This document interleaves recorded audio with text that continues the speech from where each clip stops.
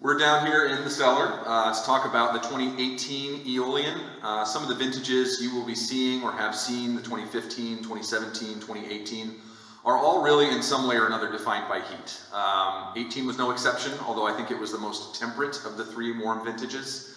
The Aeolian came about as an idea in 2012. My aunt, my cousin, to some degree or another myself, had sort of talked about introducing another wine into the national market.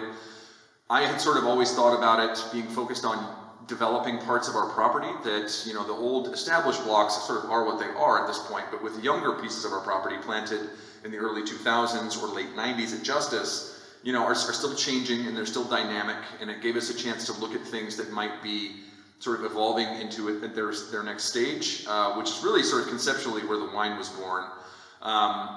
The first couple vintages were admittedly a little schizophrenic. I was blending from all over the property, really trying to capture that sort of dynamic and changing parts from all corners of the property. In 2014, I sort of took a step back and looked at it a little bit more in a micro scale in terms of small pieces. We have 3 blocks on the eastern side of our property that sit above the sort of more storied 1979 planting triptych of blocks, the southeast, and the flat.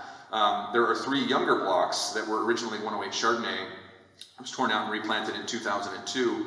That I think, if you look at it, just in terms of aspect, in terms of slope, it looks like it should be the best part of our property.